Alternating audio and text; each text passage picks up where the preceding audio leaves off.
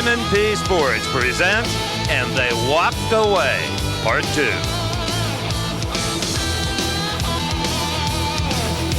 Hello, everyone. I'm Steve Evans, and again, I'll be your host as we delve into the extensive archives of Diamond P Sports. We'll have a look at incidents from World of Outlaw Sprint Car Racing, CMC Motocross, and AMA Supercross, ASA Stock Cars, Swamp Buggies, NHRA Championship Drag Racing, and a whole lot more. Let's pick up the action at the 1990 NHRA Winston Finals in Pomona, California. Now watch the car in the far lane. It's Gary Densham, the school teacher from Bellflower, California. Gary came to the last race of the NHRA season with a beautiful new funny car and promptly turned it into ashes. After the initial explosion, the fire that resulted burned the parachutes away. Gary was not able to trigger the fire bottles, which allowed the fire to grow.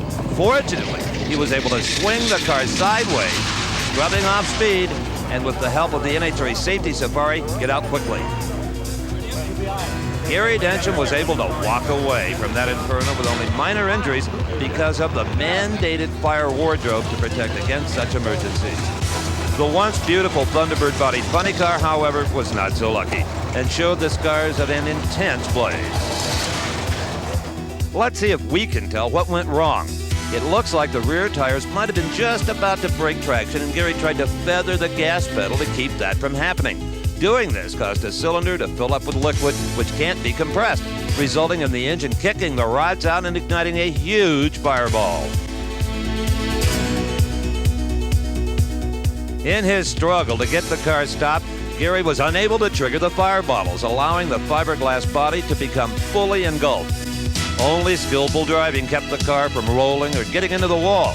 Gary Densham was able to walk away.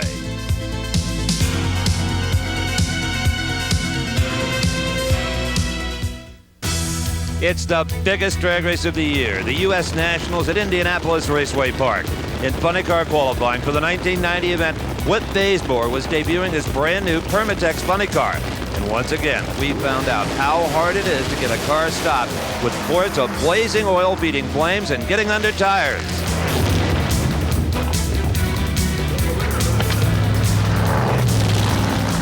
Diamond P cameraman Jeff Kelty caught this dramatic footage as Bazemore tried frantically to get the car stopped. Like Gary Densham earlier, the body on Whit Bazemore's car was reduced to fiberglass ashes. I talked to Whit about the incident. Well, the car was shaking pretty bad, and got to, it seemed about half track, and it must have kicked a rod out or something, and had a small fire, and it grew. So it's just one of those things that it happens sometimes, and it's the first one for me. It's a handful, but I'm fine. Got to worry about the car now. It's hard enough to drive a nitro funny car when everything goes right, but nearly impossible when things go wrong. Well, in 1990, things went very wrong in Dallas, Texas.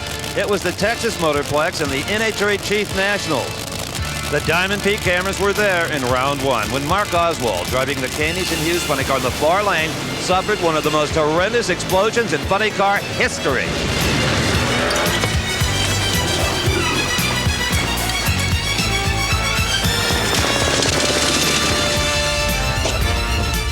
After the body had disintegrated and sheer momentum had bounced the car from one guardrail to the other, Mark Oswald was able to stop the car without rolling it, saving further damage to the chassis and injury to himself. Dazed and weak, Mark Oswald walked away. In this first replay, you can see that there's a small puff of smoke from the right side of the engine before the actual explosion. Milliseconds later, a horrendous explosion, nuclear stuff, blows the engine and fiberglass body away. In this second angle from behind, you can easily see how total the destruction of the fiberglass body was. I looked at the damage right after the incident. As they continue to clean up the Mark Oswald incident, we can show you a classic example of what they mean by an engine hydraulicking. So much fuel in a cylinder, the piston cannot compress it, and it blew the cylinder head completely off of the engine and took a lot of the block with it. That's when the supercharger exploded, and that's where all of the fire came from. But this engine is completely destroyed, much like you set off a nuclear device in it. That's hydraulicking. Mark, considering how little control you had with a blown tire, you did a heck of a job. I just tried to stay as straight as I could. Steve had just had oil and everything all over the front of the visor, and you know, I really couldn't understand why I hit the guardrail. I thought I held the car pretty straight, but they said it pretty much lifted the car right off the ground. What were you doing when you put your hand in your glove way up in the air? I was trying to see if the body was still on. I was feeling for the roof hatch to see if I was going to have to get out or not. I couldn't tell if the body was still on. Well, banged up a little bit, but basically you're okay? Yeah, we'll be back. I'm fine. Some of the most action-packed racing that we cover here at Diamond P Sports involves the winged World of Outlaws sprint cars. Competing on mostly half-mile dirt tracks, these cars are full-bore excitement. Memphis, Tennessee is the home of Memphis Motorsports Park, one of the hottest half-mile dirt tracks in the country, visited each year by the men of the World of Outlaws Tour. Now, one of the worst things that can happen in open-wheeled racing is that the cars make contact with each other. The results are unpredictable and often spectacular. At the 1989 event, it was the B feature on Friday night, just after the start, when 21 Steve Beitler and 6M Tim Monson came together in the back straight. It was Beitler who got the worst of it, but that big wing on top of the car helped cushion the impact. The seriousness of the incident was evident when the race was red flag, bringing all cars to an immediate stop. Steve Beitler was able to walk away, shaken up, of course, but was not seriously injured. I talked to him right after the incident. Steve, you okay? Yeah, I'm all right, yeah. A nasty one, though. Well, I told my dad I'd get on TV one way or the other. I guess this is it. It ain't the way I wanted it, though. No, I hadn't planned on meeting it quite like this. Do you know what happened? It happened so quickly. Yeah, somebody in front of me, I think it was Ronnie Daniels, bicycled real hard. When he come down, there just was nowhere to go. We were running real hard in the middle groove, and I ran up over his tire, and the speed on this track, it's not very forgiving. When you get up on two wheels and it comes down, man, it takes off. Well, you got to be proud of the race car and the men that build it. Yeah, Ozcar, they're built in Indiana. They do a real good job. I have a lot of faith in their work. Right. Maybe you should go to the ambulance, huh? Nah, I'm okay. Okay, thanks. Let's ride you over in the car. Then it was number 88 Mike Ward's turn for a nasty introduction to the back straight. He was all alone when he caught a rut in the main racing group, proving once again that it doesn't take much to send one of these lightweight sprinters into orbit. When any incident like this happens, the first thought of the driver and crew is, can we fix a car and race again tonight? Mike Ward's crew were giving it their best shot when Brock Yates caught up to them. Mike Ward, are you all right? Yeah. What happened?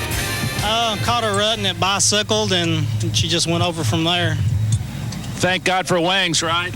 Yeah, I don't think we hurt too much. We're going to go back out there. Good, good. Well, we sure hope so. Glad to see you're okay. Thank you. Yes, sir. Mike Ward, apparently all right. He says we're going to try to get going. I think maybe even this race car is ready to run. They're checking over the front wing, which seemed to have taken a little damage, and the top wing, the big wing, has only got a little bit of a dent. He must have made a nice clear loop. That would be about a 9 if he was a professional diver. True, but you find out very quickly that a dirt track is a lot harder than water. Then, in the A main of the Friday night show, the situation was this. The field was coming off of turn 2, anticipating a restart. In typical outlaw style, everyone began accelerating on the backstretch. Unfortunately, the number 2 car of Andy Hillenberg became crossed up and got into the 63 Todd Kane car and the 23 of Jack Hewitt. The backstraight came alive with open-wheel mayhem.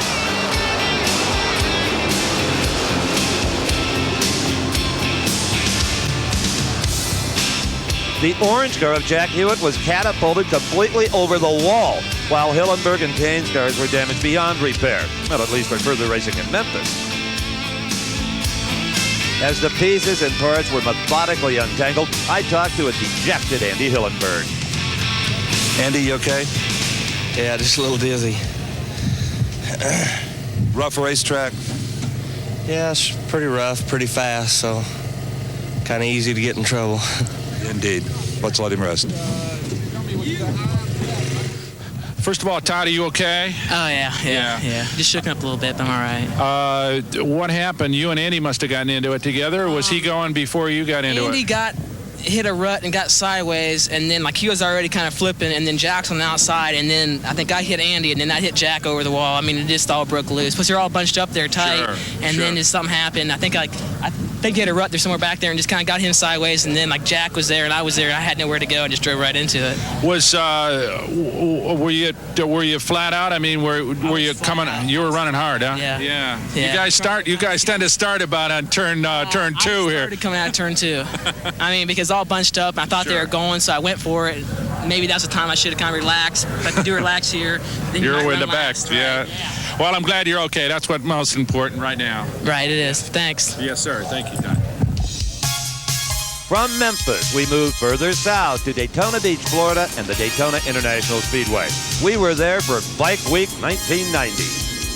While covering the Harley-Davidson Twin sports race on the Daytona road course, number 143, Sean Higby, got a nasty oscillation going in his front wheel, and this is what happened. Watch the top of your screen. Racers call this a tank slapper.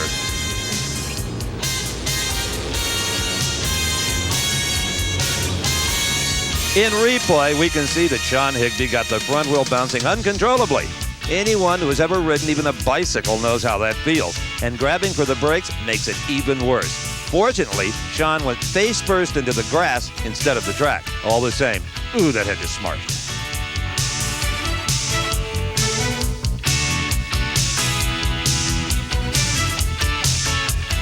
Then in the same race, it was number 94, Will Roeder, getting off in a hurry and not on the grass.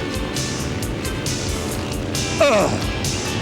If Will can be said to be fortunate, it was that none of the other bikes hit him as he sat collecting his thoughts in the apex of the turn. He had to be hurting after landing on his shoulder with that much force.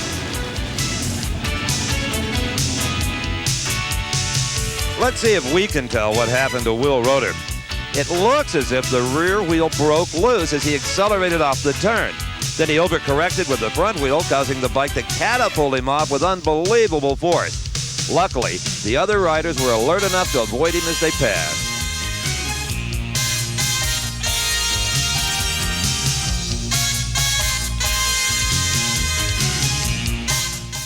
Then, later that season, we followed the AMA Tour to the Mid-Ohio Sports Car Course in Lexington, Ohio. There, we caught the act of number 58, Mark Pasteur, in the 750cc Supersport race. I'm not talking about coming off the bike in dramatic style. I'm talking about this.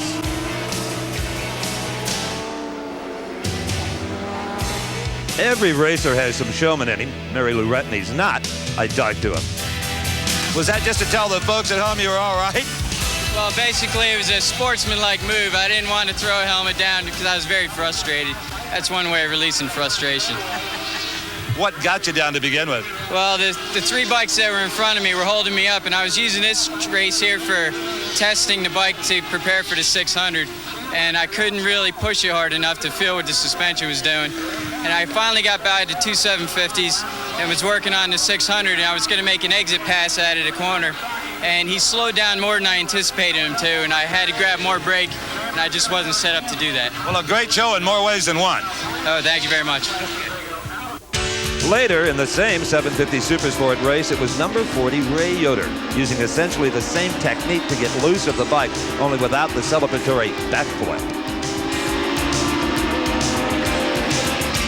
Then on a 600 Supersport bike, it was number 121, Doug Carmichael, also perfecting ways to get off of the bike in a hurry. His method? Well, just lay it down and slide off ever so smoothly.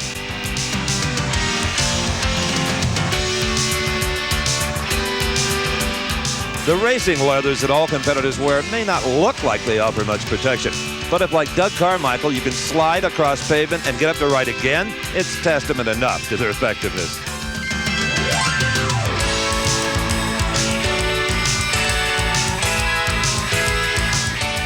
Now, let's answer the question about what happens when there has been oil laid down in a corner. Well, like Doug Carmichael in that last incident, everyone practices laying down the bike and getting off in a hurry. David Doe, Jim Cooser, Robert DeLye, James Leslie, and Bob Wright all hit the same patch of oil in the apex of this turn and all had the same idea after they hit the grass. Get out of the way, because there will be other unsuspecting riders coming. Brock Yates talked to young Mr. Wright.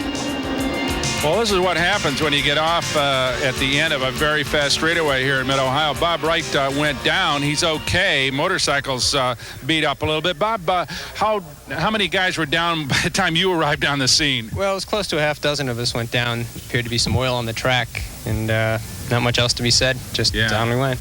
We're glad you're okay. Thanks a lot. As I said earlier, every rider thanks his lucky stars for good leathers. They are one of the most effective methods of absorbing friction and keeping a rider from being injured in incidents where he finds himself sliding across the pavement.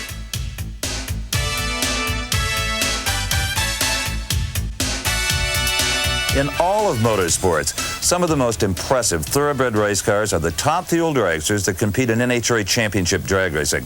Back in 1986, a new phenomena occurred when three-time Winston champion Don Garlits became the first in a long line of racers to experience the top fuel blowover.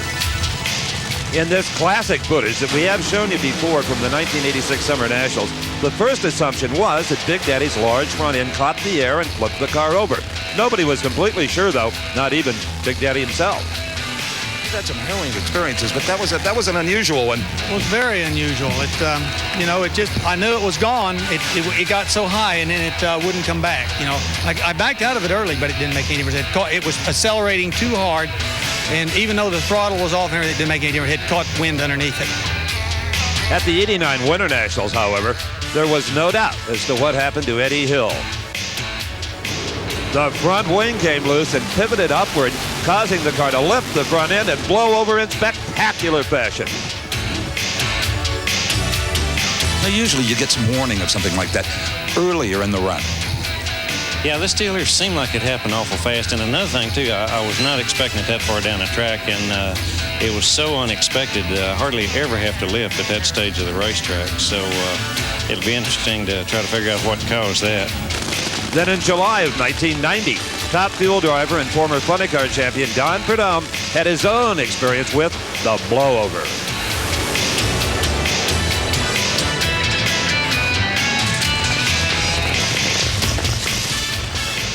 This was the third car within 7 months that the snake had destroyed. You race a whole career, 25 years, almost incident-free, and in 1 year, it's incredible. Yeah, I know. It just started to come up on me there, and it was, picked him up a little bit and set him down, and then it really came up. I don't quite understand it right at the moment. Well, if you stay between the walls, that's one thing, but when it went over the rail, that's when you frightened us, and I'm sure yourself as well. Yeah, I didn't know where I was at, obviously. I mean, I thought, oh, no, I grabbed the brake and tried to stop it and everything, but it was just too late. It just went over center, and it was over with. Join your family. In looking at this replay, we're able to discover a new culprit in the incident involving Don Prudhomme's car. Immediately after the start of the race, the large rear wing began to lever the front end of the car up.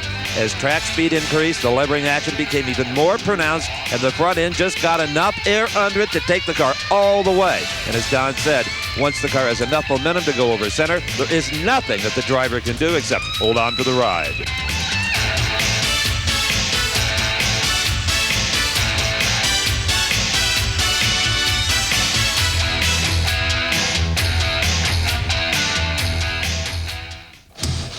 And hold on for the ride is just what top fuel pilot Russ Collins did at the 1991 Winter Nationals.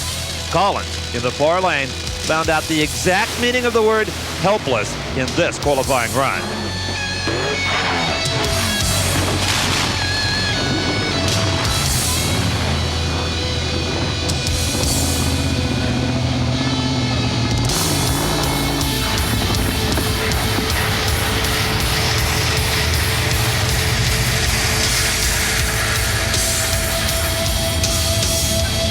As always, the safety safari was right there, and Russ Collins was uninjured.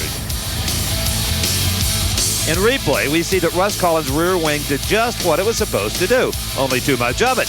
In applying down pressure to the rear tires, the wing levered the front end up just as we saw in the Promotional incident. And once the front end was up, the front wings acted as lift producers, and over the car went before Russ could possibly react.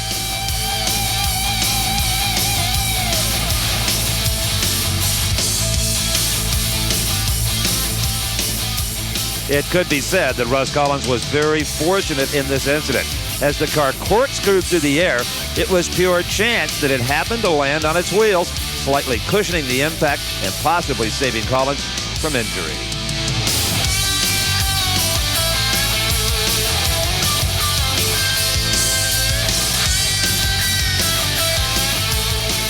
The car was heavily damaged, but Russ Collins was okay. Now that was a ride, wasn't it? You all right? I didn't embarrass you, did I, Steve? Not at all. You were spectacular, though. I liked that two wheels, but when there's two on the front are supposed to be in the ground, it's kind of tough. You know, a blowover like this, every driver thinks about it when he leaves the starting line. There's been so many of them lately. Yeah, I really never thought about it. I never worried about this car doing it. And I always thought, you know, watching Ormsby and Hill and the rest of them, I thought, I'll stop it. But trust me, there is no way to stop this guy. And as fast as I think I am, boy, there's no way. It is instant. Yes, instant. Russ Collins echoing the sentiments of every driver who has experienced the top fuel blowover. And believe me, a driver will do anything to avoid the experience again. Can this car be repaired? Probably so. In fact, the car we saw Eddie Hill destroy a little bit earlier is making 4-second passes to this very day. Our annual visit to Naples, Florida, and the Swamp Buggy Championships in 1990 produced some interesting results. First, Leonard Cheshire and his classic buggy, That's the One, had won innumerable titles as King of the Swamp. But when we showed up for the 1990 running of the Swamp Classic, That's the One was hurting. And eventually, so was Leonard.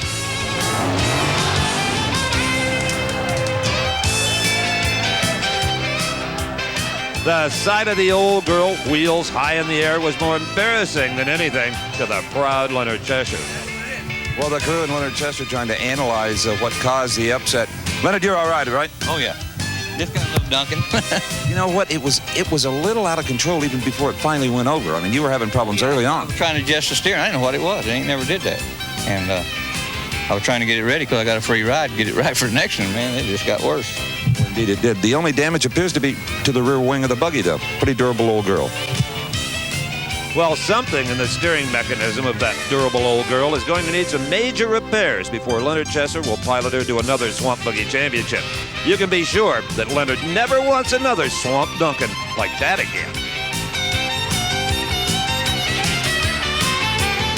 Now, speaking of dunkings, newly crowned Swamp King David Sims did the customary honors for Swamp Queen Carrie Ann Moore. She walked away, of course, with a good cleaning. Next, we move to the West Coast and Carlsbad Raceway for the CMC Golden State Nationals. Riding motocross is one of the most dangerous occupations a young man can undertake. Just ask Cody Auclair, who was not having a particularly good day in the 125cc moto. Neither was number 20, Jeremy McGrath, falling in the 250cc class. Luckily, he was uninjured and got back up, losing only a couple of positions. But the most dangerous time for riders is when two bikes come together in the heat of competition, as happened here in a 500cc moto.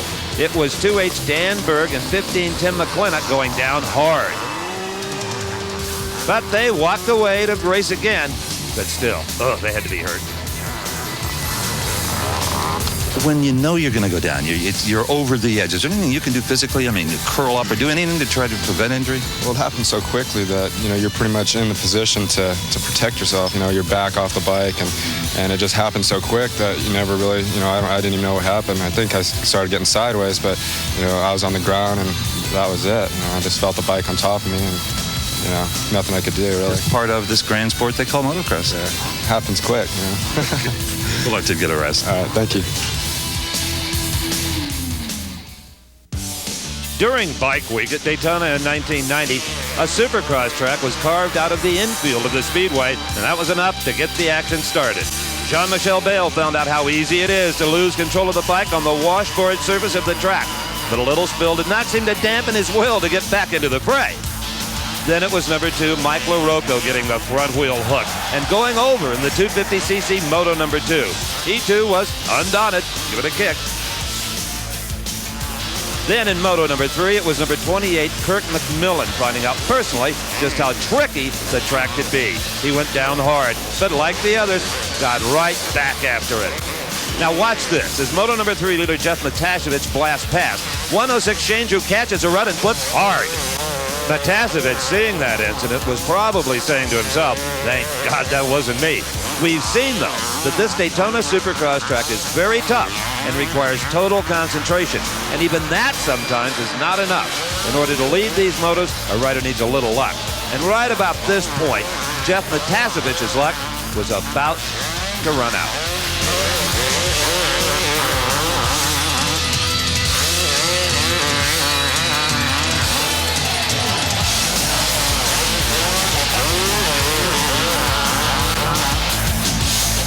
In this first replay, 106 Shane Drew has stopped the bike's front wheel and is catapulted off, flips in the air, and lands hard. Then it's the leader, number 20, Jeff Matashevich, who rode past the earlier incident, doing almost the same thing. He gets out of sync with the bike's balance. He knows right away that he's going over. Now watch the turn worker in the lower left of your screen.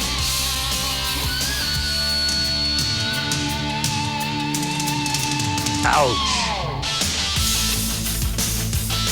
Then it was number 13, Ricky Johnson, taking a hard tumble in the 250cc main moto. Even after taking a spill like that, he was ready to keep riding. He is that tough. As we look again, Johnson did not get the front wheel of the bike high enough coming off of the jump. This resulted in an off-balance situation as he had to negotiate the next small jump. Then, still vainly trying to recover, the front end was planted. And he went over, and went over hard.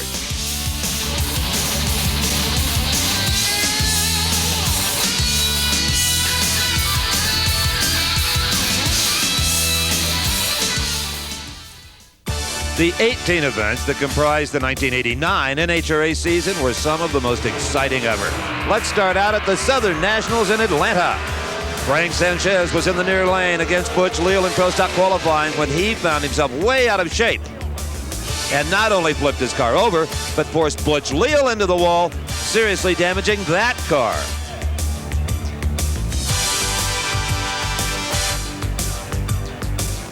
Then, at the Cajun Nationals in Baton Rouge, it was a day that R.C. Sherman in the near lane will never forget.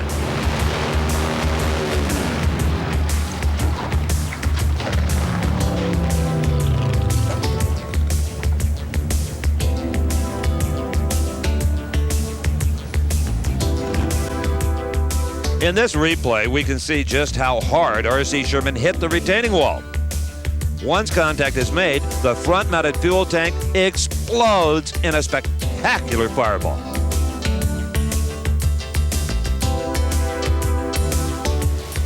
Now, top alcohol buddy car driver Grady Bryant knew that National Trail Raceway was one of the shortest tracks on the NHRA circuit. So on round one, when the parachute failed to deploy and the brakes did not get the job done, Grady knew he was going into the sand pit. And go in he did.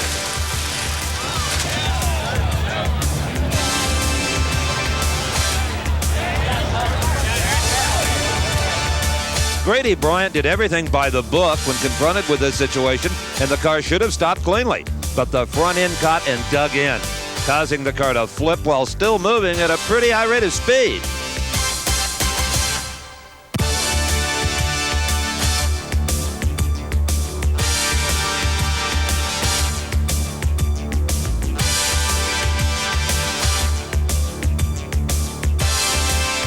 Grady Bryant walked away, but the car needed some extensive front end work.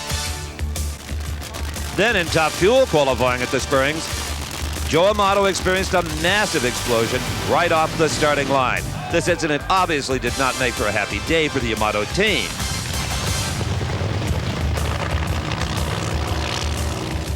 Joe Amato was also involved in an incident later in the season during qualifying at the California Nationals.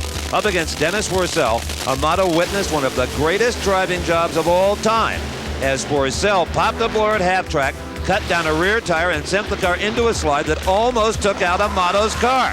Worcel got the car stopped with minimal damage, a tribute to his quick reactions. And once again, the White Knights of the safety safari were right on the scene.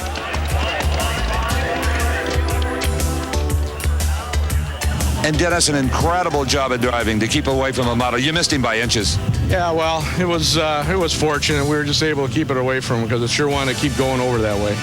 It appears that the explosion blew the tire off.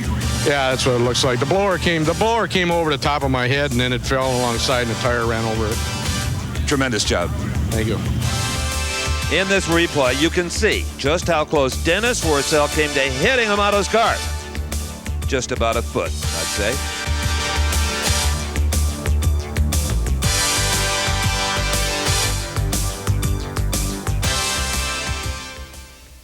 Gary Ormsby didn't know it at the time, but he was about to experience the wildest 2 weeks in his racing career. Things started here at the California Nationals when Gary lost a rear wing in round 2, virtually destroying the car that he had hoped to take to his first ever Winston Championship. Gary emerged unscathed, but his team was dealt a hard blow, having to replace a race car in a moment's notice.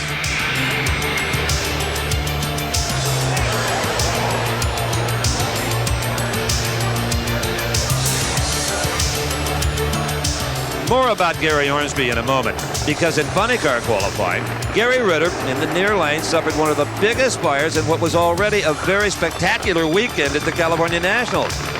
Gary hydraulicked the engine, kicked the rods out, and lit up every last ounce of oil in the crankcase.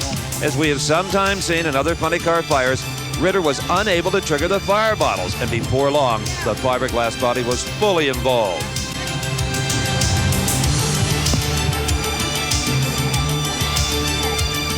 The safety safari was immediately on the scene as Gary Ritter struggled to free himself from the inferno. Watch now as Ritter gets out of the car. All he wanted was a breath of fresh air. It's hard not to panic. The only thing that went through my head was, don't panic, just hold your breath, because I couldn't breathe. And if I did breathe, that was smoke. And there was a long, nervous moment. The hatch came open, but you didn't come out. I was trying to get the seatbelt off me. I was hung up on the shoulder, and I was about to panic. I was running out of air because I didn't get a chance to take a deep breath of air before that stuff got on me. And I came out after I got loose, and first thing I did was raise the visor and get me a gulp of air, and then I rolled off the top, and then I felt the guardrail, and I rolled over the guardrail and just lay on the ground. I just trying to get some air. We're glad to see you're okay. Oh, I was glad everybody was there. I mean, to get me. They helped out a lot. Gary Ritter. Now back to Gary Ormsby. The North Star Nationals in Brainerd, Minnesota. Round 1, a new car, and this.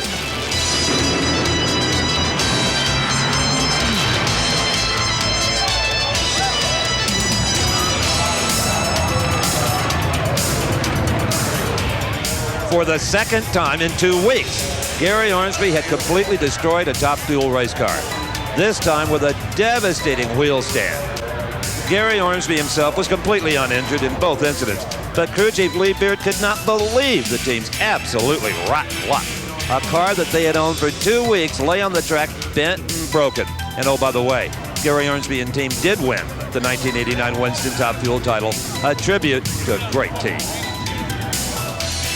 Also at the North Stars, Jim White's luck was about to change for the worse. Driving Roland Leon's Hawaiian, White kicked the rods out, starting a roaring blaze underneath the car. He managed to drive the car to a safe stop in the middle of the track by sliding it one way, then the other. Also, he managed to hit the fire bottles. Witness all of the gray smoke. You okay, Jim? Yes, Steve, I'm fine. Thanks. You did a lot in your own cause there by getting the fire bottles activated and getting it stopped. Yeah, that's, this is not my first day out here, and I know that there's a lot of things that we're responsible to do in the cars. A lot of people think that the drivers are doing less and less, but when you have a problem, you have to use your head, and I appreciate the experience I have, and I thank the good Lord for giving me the sense to do the things I'm supposed to do, get the fire put out as quick as I can, get it stopped, get the hatch open, come out that roof, and they were right there to help me. Again, we can't say so much for the safety people. They're right there, and I really appreciate their help. Jim White is okay. But all that car owner Roland Leon could see is cold, hard cash going up in smoke.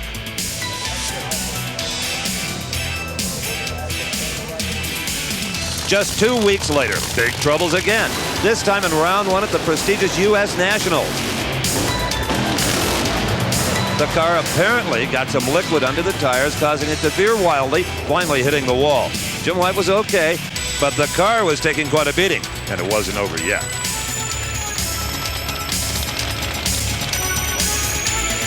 Meanwhile, in Pro Stock Round 1 at the Chief Nationals, it was Bruce Allen apparently on a perfectly normal winning run against Gary Brown when he lost control.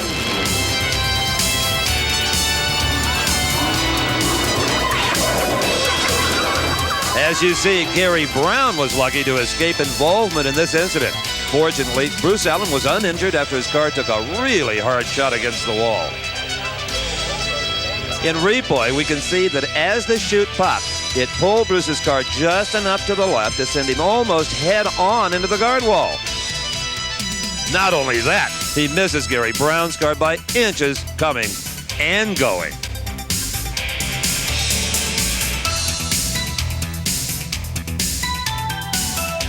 Bruce Allen was okay after that incident, but with obvious new respect for what can happen in a split second. Speaking of split second, that's all it took to give Mike Dunn one of the greatest surprises of his career in funny car qualifying.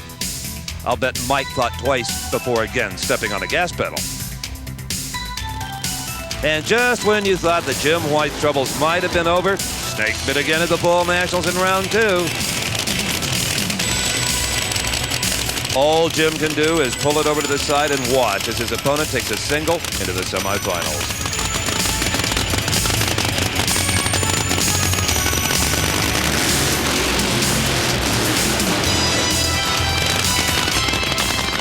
Gary Ormsby came to the 1989 Winston Finals to take the Winston crown from Joe Amato. But before the job was done, there were some tense moments in qualifying. Blower explosions like this one were not confidence builders in a quest for the championship. It all worked out, though, and Gary wore the big number 1 in 1990.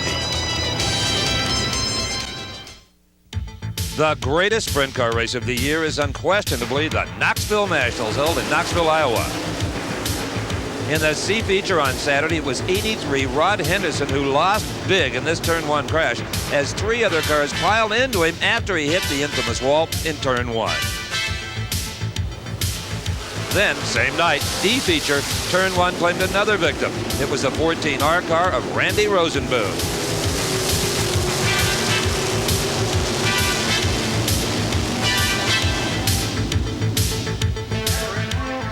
In the B feature on Thursday, it was Cliff Woodward in the white number 12 car getting the worst of it. After he was nerfed into the wall, 56 Danny Smith and 77 Dirk Van Heater plowed into him. Cliff Woodward definitely took a couple of hard shots in this scary incident.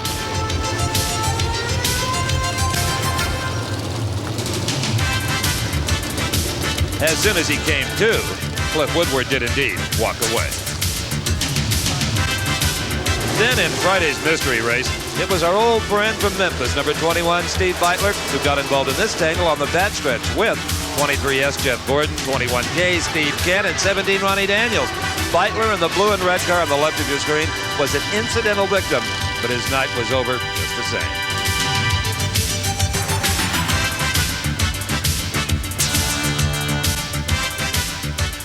In this replay, it's kind of hard to tell just how the incident got started.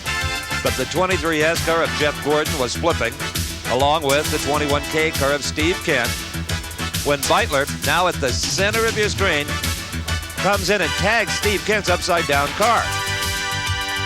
Try as he might to avoid the fray, he was involved. Such are the fortunes of open-wheel sprint car racing.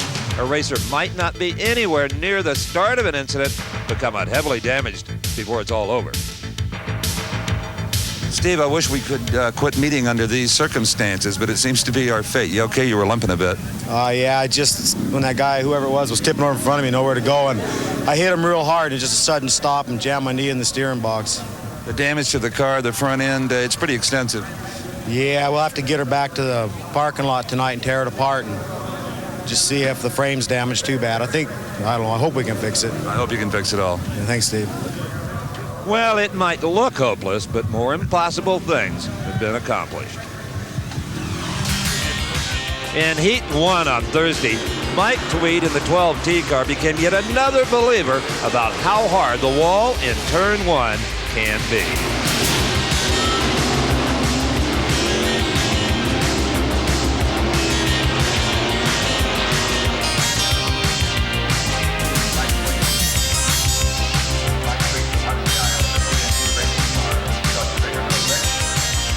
In this replay, we can see that Mike Tweed is nerfed by the 56 car of Danny Smith and rolls into the wall without being able to slow down at all. As a result, he took a pretty good shot on the side of the car and the top wing. Fortunately, the impact was more of a rolling, glancing blow, or Mike could have been seriously hurt. Nonetheless, Mike was pretty badly shaken up, and every precaution was taken to ensure his safety. Mike Tweed, the local driver, is out of the car. They took a while making sure they had a brace on his neck to prevent any further neck or spinal injuries. He's alert and mustering a smile every once in a while. Now, if you take a look at the wall, you can see why it rung his bell so very hard. The wing really didn't help a whole lot in this situation. He was just in the wrong place at the wrong time and went into it wing first. The roll bar and the wing braces knocking an incredible chunk out of this wall, as we can see right here. And this is pretty solid old timber right here. It took quite a lick. Again, the good news, he appears to be okay. Wow. In 1990, we again visited Knoxville, Iowa, and nothing had changed in turn one. Everyone wanted to get there first. The results had not changed either. Big crashes.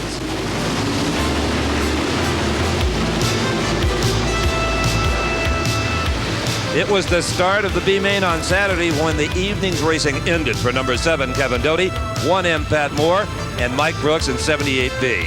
Gary Gerald talked with Kevin Doty after everything got sorted out. Obviously disappointed Kevin Doty. You appear to be okay. Can you tell us what happened, Kevin? Well, I'm fine. The 77 car, Mike Brooks, just cut right down in front of me and probably blew the left or the right front tire, and the car just went straight into the wall. It's got to be a major disappointment when you come to Knoxville with all the hype, all the money, all the prestige that's on the line, and to have it end like this. Well, it really is a shame. You know, guys try and win the race on the first lap. And Knoxville's really a great deal. I wish I could have been in the A. Maybe next year, huh? Maybe, hopefully. Kevin Doty is out of this one. Then, starting in last position in Heat 4 on Thursday, was one of the hottest outlaw runners, number 8, Doug Wolfgang. At that moment, it looked like it was going to be his last race of the weekend.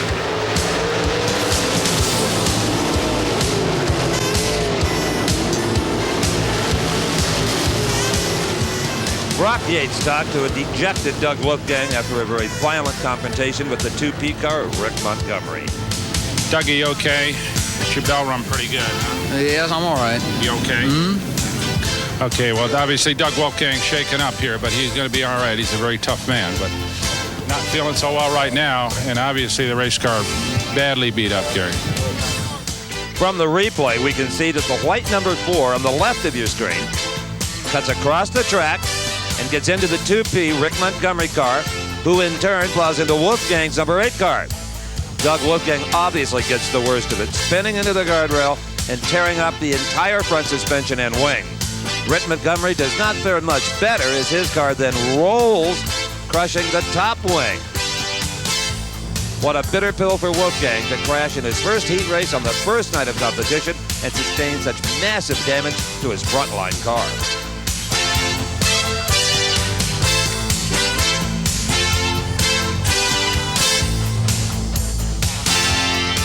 With the huge Knoxville crowd watching, and obviously dejected Doug Wolfgang goes over to survey the damage, which at first glance was very serious. But he and his team were able to fix the car well enough to finish 8th overall at the 1990 Knoxville Nationals. A great driver, a great team, Doug Wolfgang.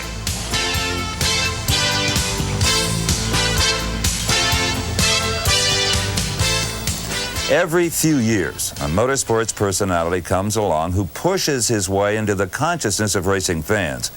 In recent years, the name of funny car driver John Force has come to mean two things: unpredictable, high-intensity interviews, and a racing style that frequently pushes right over the edge. John Force's biggest problem of late has to do with keeping blowers on his engine. Here it happened for the first time in qualifying at the 1987 Winter Nationals. He and Gucci Boston Coyle have been battling the problem ever since. Then, in round 1 at the same race, it was the same problem. Watch the body of the car lift as a blower explodes. Something had to be done. But nobody knew quite what, and the 1987 season was off to a disappointing start.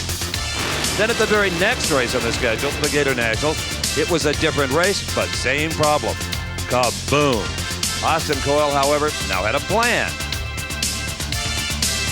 The solution turned out to be engaging the second magneto after the burnout. And the Force crew has continued to do that to this day.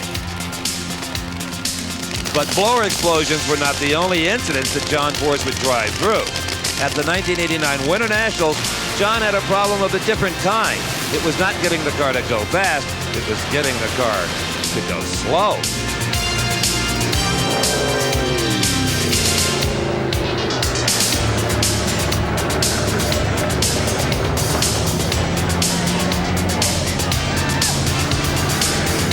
John Force, you all right? Great. Boy, that's a E-ticket for you, buddy. Indeed, I've never seen anything quite like it. Boy, Coyle's gonna just his pants when he sees that mess. Chutes didn't come out. Tore him clear of the roof. I was gonna make the curb. I wasn't gonna roll her. I thought I could put her in the sand, but she bit. She bit in head first. Any driver would have done what you were doing. You weren't carrying that much speed. No, I was trying to get the chutes out. I was trying to make a decision here if I could make the curve, and that old boy rolled the other day, and I just said, she ain't gonna make that curve. I ain't gonna look like no fool here and have her flip over. And I said, put her in the sand, but I never thought she had dug in. That baby dipped on me, hooked the nose, and what a ride. Then at the 1990 North Star Nationals, blower problems at Force and Coyle thought they had solved cropped up again in a big way. Just off the starting line at Brainerd, the blower popped and ignited a huge engine fire.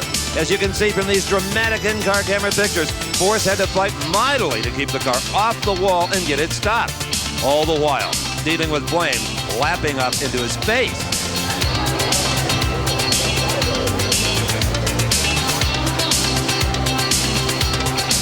Quickly, though, John ran out of air in the cockpit. And even though the car was still moving at a slow rate of speed, he bailed out hard onto his right shoulder. He walked away, but that shoulder was real sore for a while.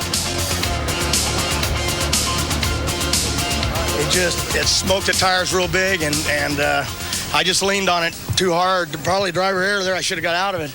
And it was up, and it just went up, and it banged so quick. And I didn't think it lit at first, and then I was on the brakes, and didn't get no burns, only got hurt. I just finally ran out of time. I had to get out the window. This is hell right before Indy, ain't it?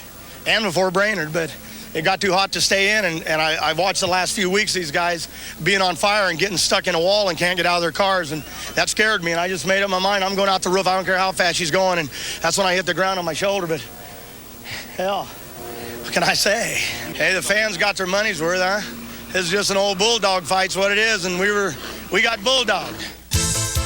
Then at the most prestigious race on the NHRA calendar, the 1990 U.S. Nationals, John Force was up against Bruce Larson for the $50,000 grand prize in the Big Bud Shootout. It was the final round, all or nothing, when John torched it again.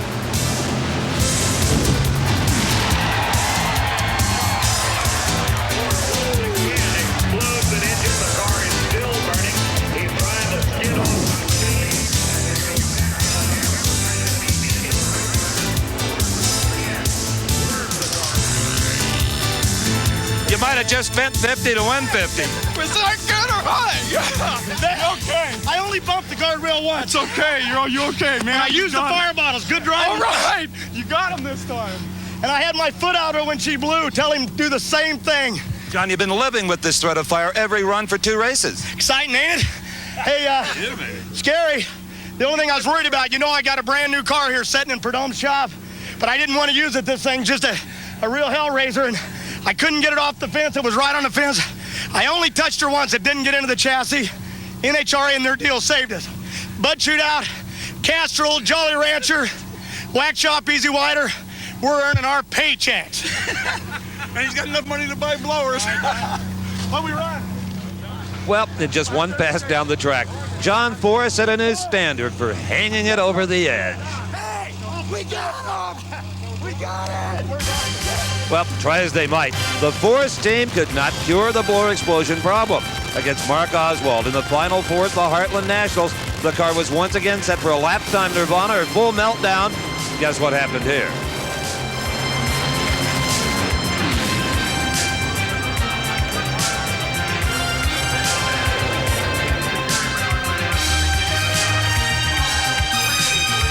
The crowd loved it, and Force was winning events regularly, but it was starting to get really expensive.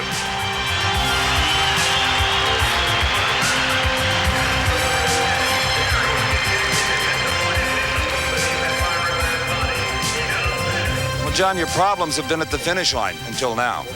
Well, same thing happened to Brainerd. I pedaled her and the motor revved up on me, and Coyle said, Forrest, you can't get back after her, but red car made a move, and I knew he'd run good numbers. Only way we were going to go was for the throat, and you ain't got time to think whether you're going to blow up and catch on fire. Just try to chase that old boy down, and bang, boom, whatever. You came here for points, and you got a few. We'll take some points, and that hurt our feelings, but money can buy that, and car's safe, and you're all right. Load up and head for Dallas. Well, despite the explosions and all of the money spent fixing the damage, John Force won the Winston Putty Car Championship for 1990. A battle hard fought and well won.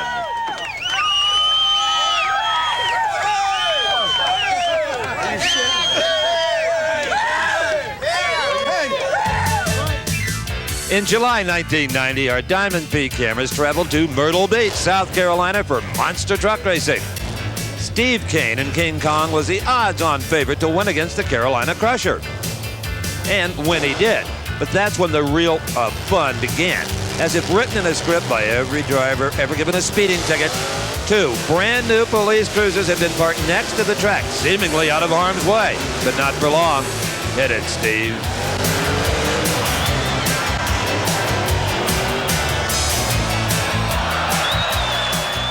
Diamond P's Army Armstrong topped to the man. The crowd cheered like a 4-wheeled Robin Hood. When I come over that second set of cars, it got really squirrely on me, and it looked to me like I was going to head for that wall, so I was trying to compensate for it when I was, before I'd hit the ground, turn the wheel a little bit.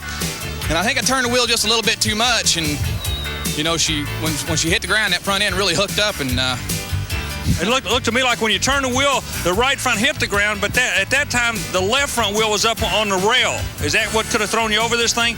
When you got the left wheel onto the rail, it looked like you're really in trouble. Yeah, I think that's, I really don't know. Everything was happening so fast, I'd have to look at the video, but I'd say that'd be about right. That front tire hit that rail and everything. And I'm glad you're okay. We'll see you next week. We'll see. Now, let's be honest. We've all fantasized about just this type of thing. So lead foots everywhere. Relish the moment.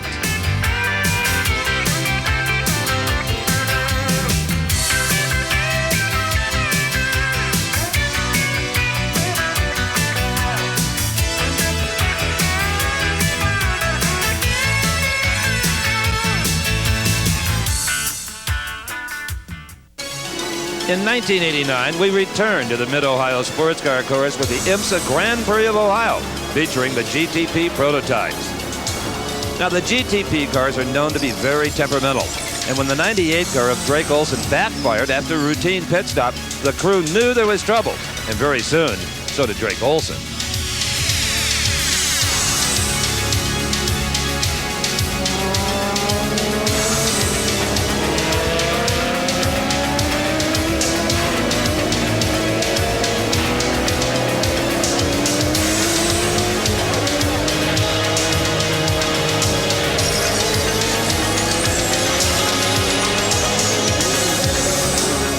We saw that ball of fire come out of the car as they tried to bump start it and thought, uh-oh. I mean, you didn't know you were on fire at that point.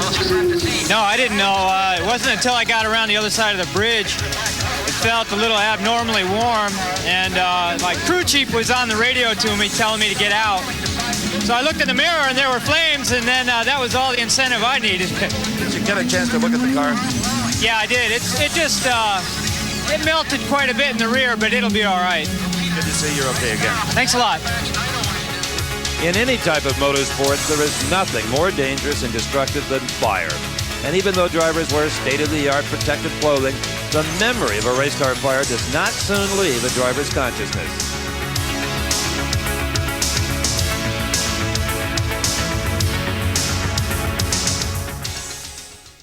On to Nashville, Tennessee, and the ASA Series All-American 400 held at Nashville Motor Raceway. In qualifying for the 1989 event, it was the number 3 car of Kenny Wallace tagging the wall coming off of the back straight.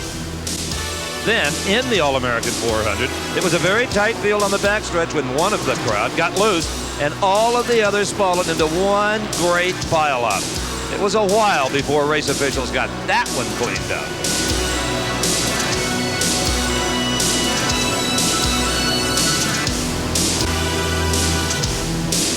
Then, on the last lap of the All-American 400, Bobby Dotter in the white number 6 was leading the race and had the inside line on the blue 98 of Jody Ridley. For some reason, Ridley came to the inside, taking out not only Dotter, but also causing 81 Harold Fair to spin and crash. Jody Ridley was the only one of the 3 cars involved in the incident who was able to get underway again, but he was obviously no longer in contention to win the race. This is one of those incidents that caused tempers to flare and will be endlessly debated. But all the other 2 drivers knew, Harold Fair in the 81 car and Bobby Dotter in number 6, was that victory had been snatched from them.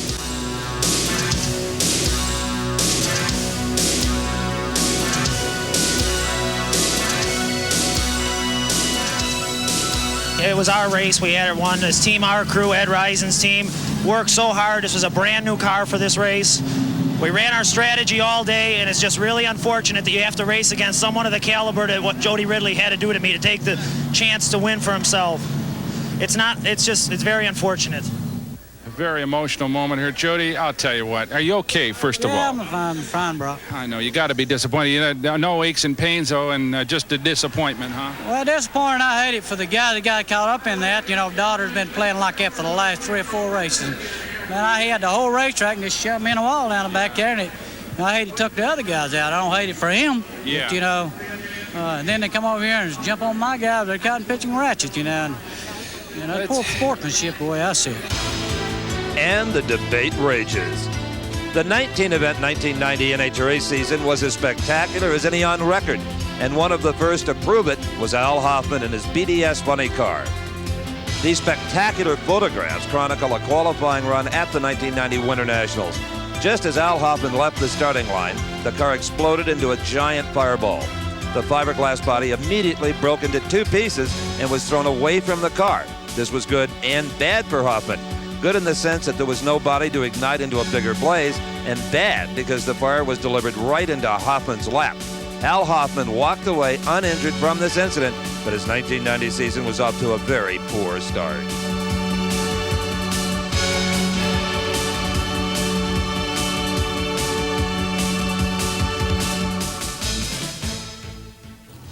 Then in Pro Stock qualifying, it was Rich Marino in the far lane, about to make a run that he will never forget.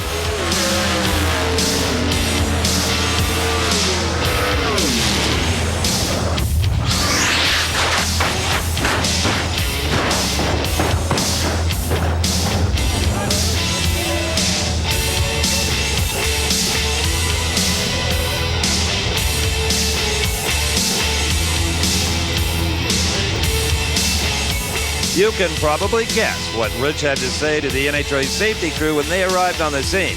Yep, it happened so fast there was nothing that I could do. Rich Marino had his bell rung pretty good. You would too if you barrel rolled a car 4 times, but he walked away essentially uninjured, except for his wallet. In this replay, you can see that once a Pro Stock car gets out of the racing groove, it is nearly impossible to control. Rich Marino's car dug in on the left side, and once that happened, Rich was going for a ride, no question about it.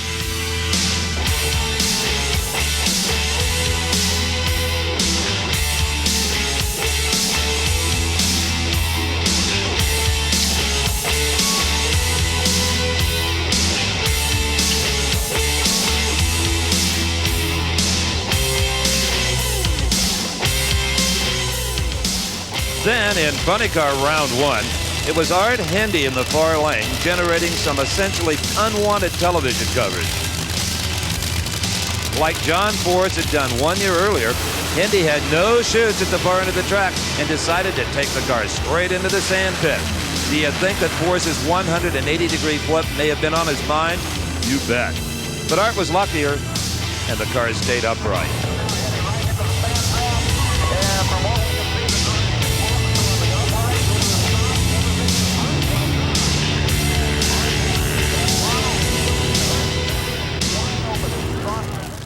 Then at the Arizona Nationals, it was Jim Adolph in the 4 lane, lifting the blower and the body so cleanly that aside from the body laying on the ground, it was hard to tell there had been a problem at all.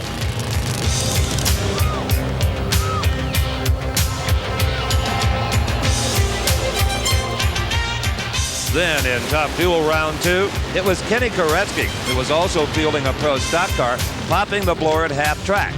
As the flames burned off the parachutes and Kenny headed into the desert trying to get the car stopped, you can bet he was thinking that maybe he should have stuck with pro stock racing only.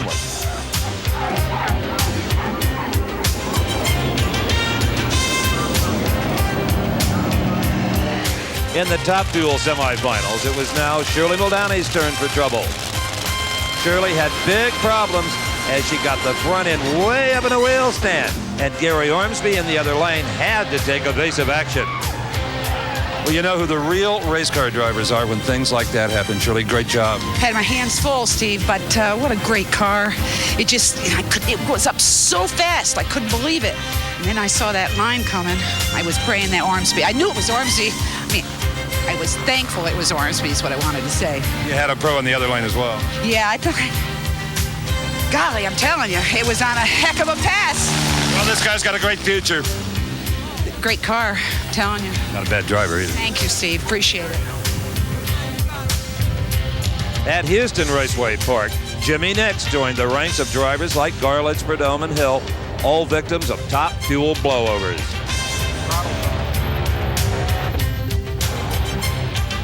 Now imagine how disheartening it must be to totally destroy a brand new car, and you'll know how Jimmy Nix must have felt that day at the Super Nationals when he saw months of hard work and planning go right out the window.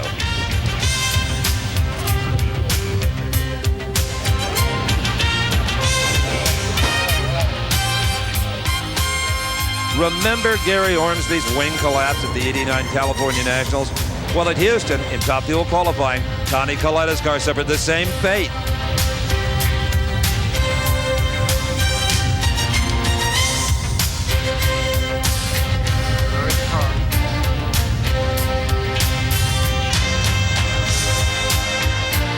From this replay, we can see that after the wing struts broke, the rear end of the car unloaded, and at that point, there was nothing that could be done.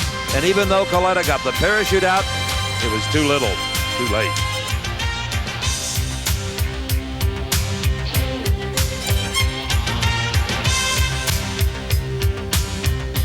Connie Coletta had to spend a couple of days in the hospital, and while he was there, he heard a doctor describe his condition as conscious, alert, and stable. Coletta said, "I've improved then from the crash. I've never been all three at the same time in my life." He has since fully recovered and driven again.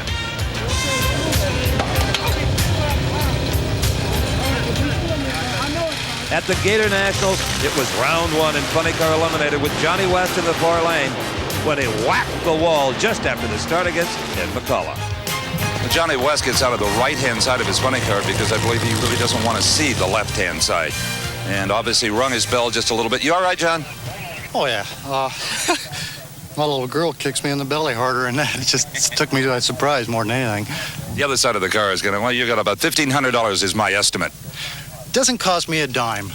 You can do it all yourself. I just can do it all myself. I got good people at home to help us out doing all this stuff. The whole city of Phoenix and Chandler just pitches in and helps us beyond belief, really. It's a community effort for us, and it's pretty much free for us, and that's what makes it worth our while. Attention, Phoenix. Get out the fiberglass. Johnny's headed home. Also in funny car round one, it was Jim White. Remember him? Just after the start, the left rear tire blew apart, taking a lot of the body with it. It was only Jim White's skillful driving that kept the car from sustaining much more damage.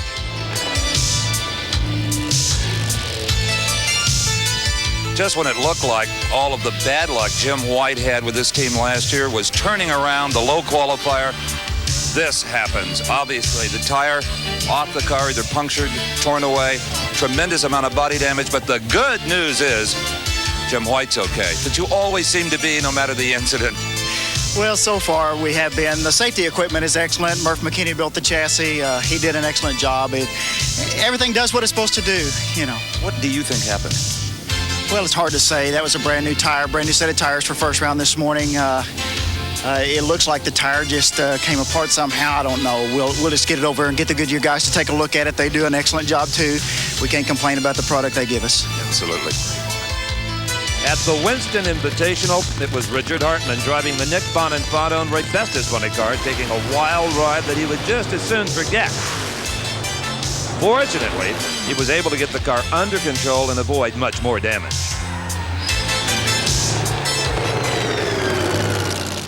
Then, at the 1990 Summer Nationals in the funny car final, a bit of liquid got under one of Johnny West's tires, causing the car to veer sharply to the right and hit the wall hard. Johnny West was knocked unconscious by the impact, and the car continued down track, gaining speed as it went, crossing the finish line at nearly 100 miles per hour. In one of the scariest incidents that I have witnessed, clearly everyone held their breath as it became clear that Johnny West was not going to stop. The impact was devastating.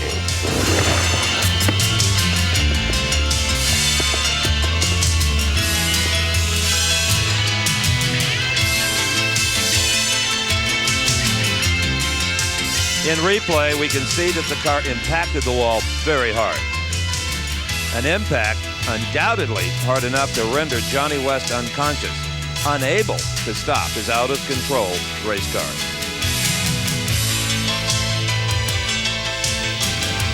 Well, here is what remains of the body of the Johnny West funny car. The chassis has been impounded by the state of New Jersey. That's the law here. I'm with Dr. Joe Oliver, NHRA physician. What can you tell us, Dr. Oliver, about Johnny West?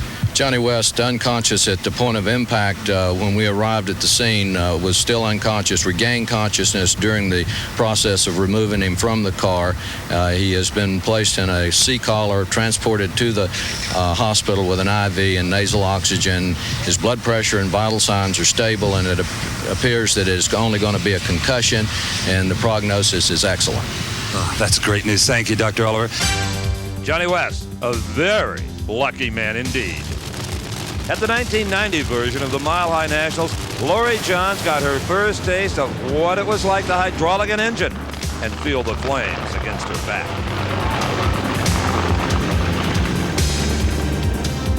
Lori, first of all, you okay, hon?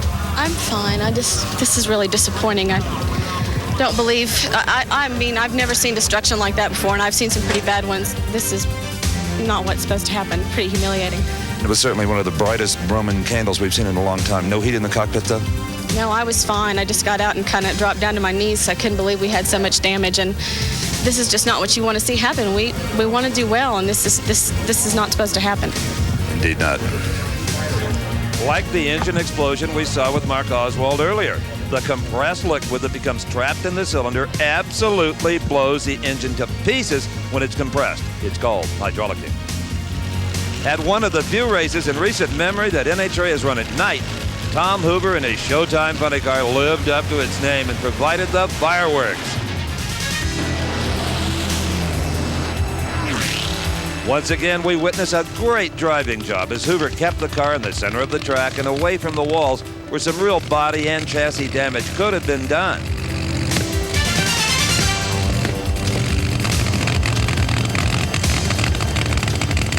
Well, we're glad to report that Tom Hoover not even singed, and that was a lot of driving, getting that car stopped and that fire out, Tom. All I could think about was some of the experiences we had over the years, and I did my best to stop it. And I'm telling you what, the smoke is plenty heavy in there. At one point, I was out of the car because I couldn't breathe, and the car was still running. I went back down and made sure the fuel shut was off so the motor would shut off, but it was plenty exciting there for a while. Well, the interior tin kept the fire off of you. It did, and I couldn't stop. I was sliding the oil. I knew I hydraulicked it. It dropped the cylinder wheel left, and it put a rod right out. By getting it stopped and getting the fire out, you minimize the damage to the car. It's my money, and I'm stopping that baby. I almost hit the guardrail. At the Northwest Nationals in Seattle, Washington, it was Frank Kramberger in the Philadelphia Flyer lighting it up at half track. Like many others before him, he did not trigger the fire bottles and found himself inside a fully involved blazing fiberglass inferno.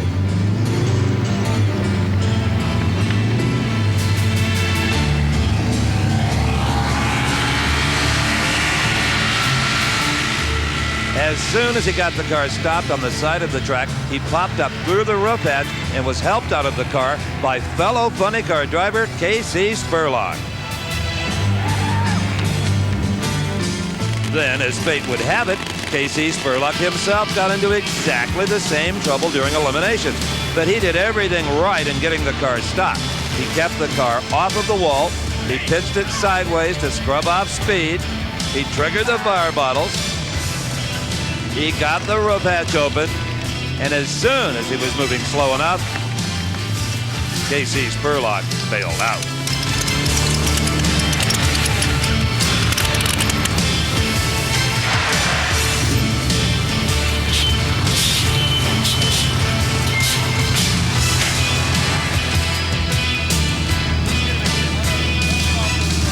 Are you okay, buddy? I'm fine, Steve. It got close to the lights and I was behind. It was moving around quite a bit and it popped. And as soon as it popped, I could see the flames coming out from underneath. So, I just tried to get her stopped, shut down, and get the fire bottles on. I'm fine. Good driving. I said it then and I'll say it again. Good driving.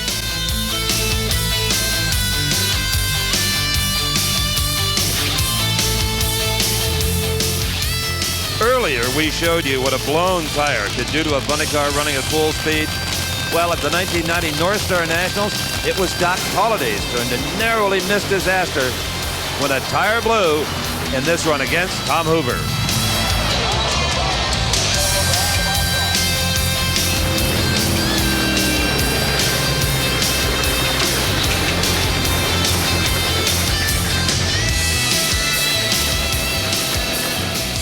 You're looking at what probably kept Doc Holliday off the wall in addition to his incredible driving. That's the inner liner inside these big slicks on a non-beadlock wheel.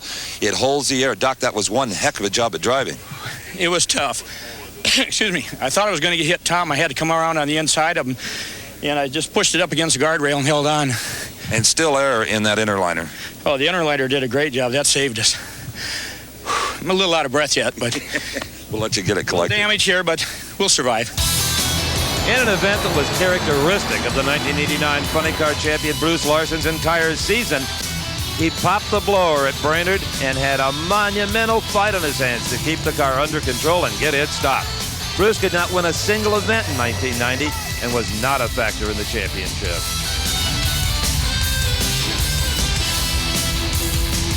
Well, it felt like a real good run until I got down around 800 or 900 feet, and then it just started to lay over, and before I had time to take my foot out of it, it blew, and I imagine the blower blew off. I haven't gone over to look at the car, but then everything just got kind of dark in there because of the smoke, and when a time like that comes, you have to kind of steer by the seat of your pants. You really do, and you have a kind of a sense of direction where you're going, and I knew I was sideways a couple times, and it wasn't until the last instant that I thought I was in trouble, and then I tapped the guardrail a little bit. And it seems to take forever when you go to get out of the car. You get your belts loosened. You can't do that while you have a hold of the brake and grabbing for all the other vital things. So it seems to take forever, but Ronnie says I came out of there in a big hurry. Indeed he did. In many ways, what you have just seen is a testimony to the people who make the rules in motorsports and the people who build the cars, so that this tape, despite everything you've seen, can be called, and they walked away. Part 2. For all of us at Diamond P Sports, I'm Steve Evans saying thanks and so long for now.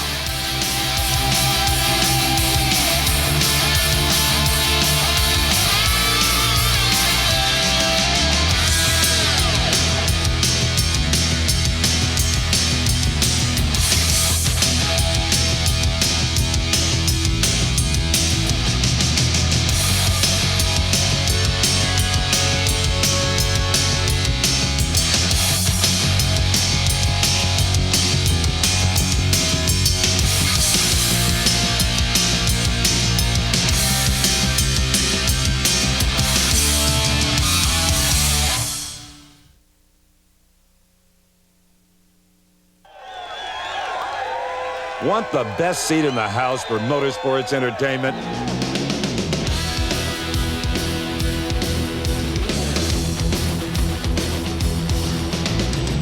Then Diamond P Sports is your ticket for excitement. With over 30 spectacular titles from which to choose in the growing Diamond P inventory, you can build a home video library of your favorite motorsports action that you'll enjoy for years to come.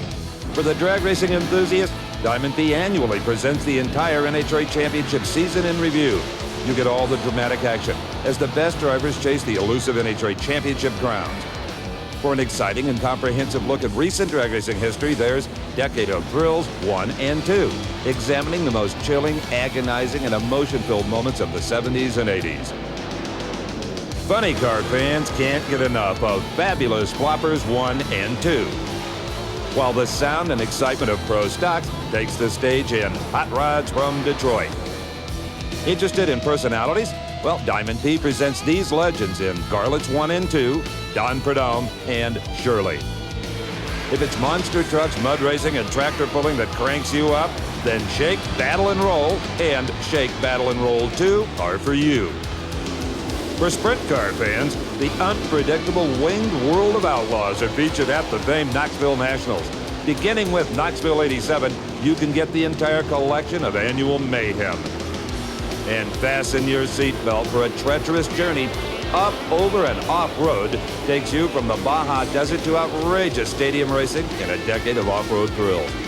Plus, don't forget about Supercross. It's an aerial dogfight for these two-wheel warriors as they fuel the intensity for the flight to the finish. And finally, to complete your library, it's the best-selling duo of And They Walked Away, Volumes 1 and 2. The most breathtaking moments from the Diamond P archives. Racing's most spectacular spins, flips, wrecks, and fires are included in these two incredible videos.